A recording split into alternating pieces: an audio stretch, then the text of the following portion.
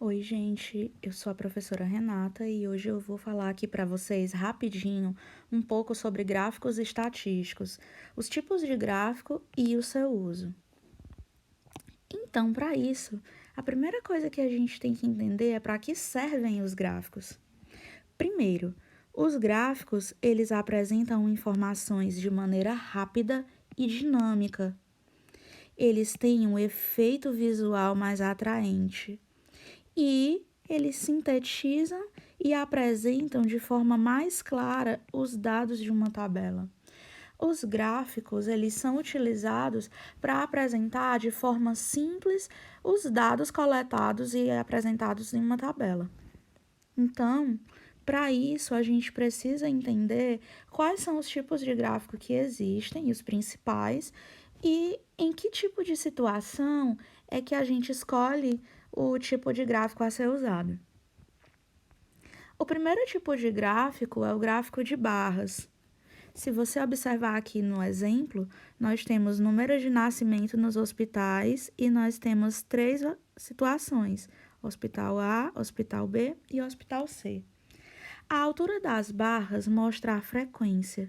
A frequência é o valor que pode ser em porcentagem ou número absoluto. As barras, elas podem tanto ser verticais como horizontais e vai existir um espaço vazio entre essas barras para que você possa observar a variável.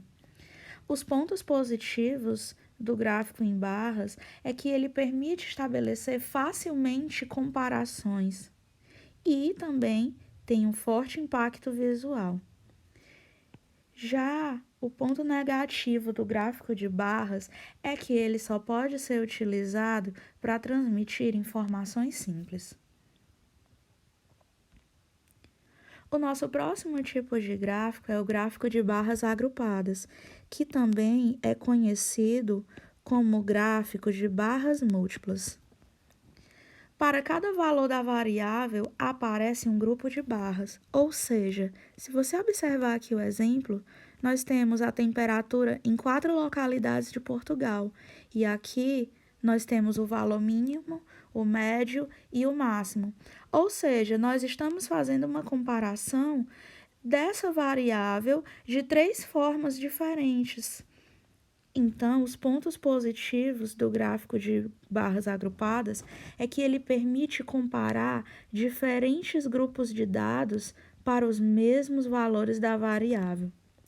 Já o ponto negativo do gráfico de barras agrupadas é que ele não pode ser utilizado para variáveis que apresentem muitas modalidades.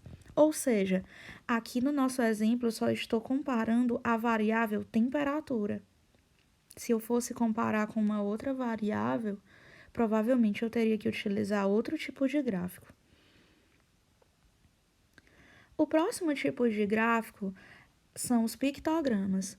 Os pictogramas são gráficos que são representados por figuras. O exemplo que temos aqui apresenta a distribuição de alunos numa turma. Se você observar, os dados são representados por símbolos que são ligados ao objeto em estudo. Os pictogramas têm a vantagem de serem muito atrativos e terem um grande impacto visual. Porém, a desvantagem dos pictogramas é que eles dão pouca informação e pouca precisão nos dados.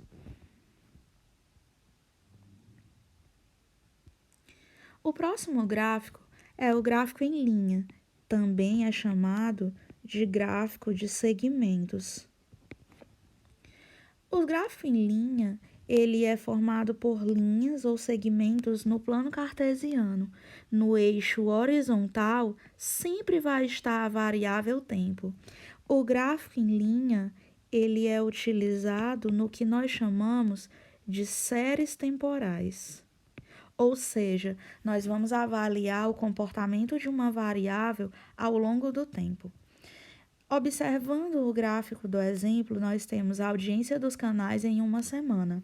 E aqui, no eixo X, ou eixo horizontal, nós temos a audiência desses canais ao longo de uma semana, segunda, terça até domingo. Os pontos positivos do gráfico em segmento ou gráfico em linha é que permite vários tipos de comparações, permite estudar a variação de uma variável ao longo do tempo. No entanto, a desvantagem do gráfico em linha é que ele não permite identificar facilmente a continuidade da variação. Ou seja, dentro dos intervalos fica difícil você saber o valor exato do crescimento ou decrescimento.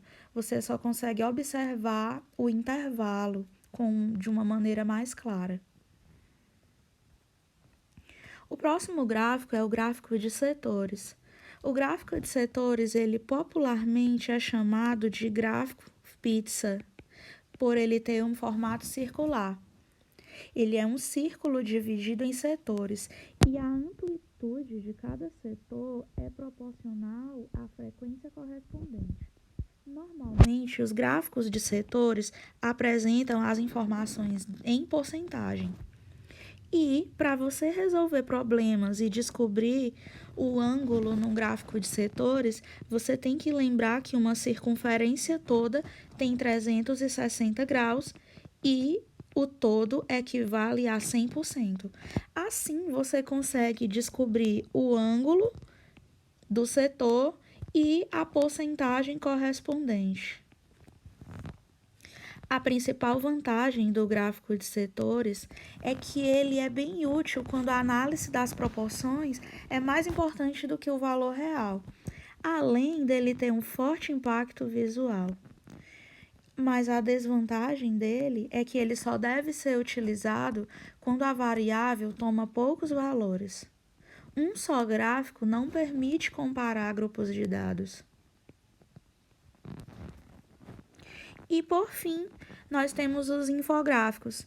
Os infográficos, eles têm um apelo nos efeitos visuais. Ou seja, os infográficos vão misturar informações gráficas e desenhos para que eles sejam bem chamativos e para que você possa observar bem todo o comportamento da variável. O exemplo que temos aqui é a água que você não vê. Você consome sem perceber. Veja o tanto de água potável que é necessário para produzir itens do seu cotidiano. E aqui ele apresenta os números dentro de gotas, ou seja, utilizando desenhos que representam a água, que é o assunto trabalhado aqui no gráfico. A diferença principal dos infográficos para os pictogramas, que também utilizam desenhos, é porque os pictogramas vão utilizar figuras para fazer a contagem dos dados, diferente dos infográficos. Os infográficos só vão fazer um apelo para o efeito visual para que você observe os dados que foram apresentados. Então, gente, é isso. Eu espero que vocês tenham compreendido um pouco sobre os gráficos. Para mais informações, para mais vídeos como esse,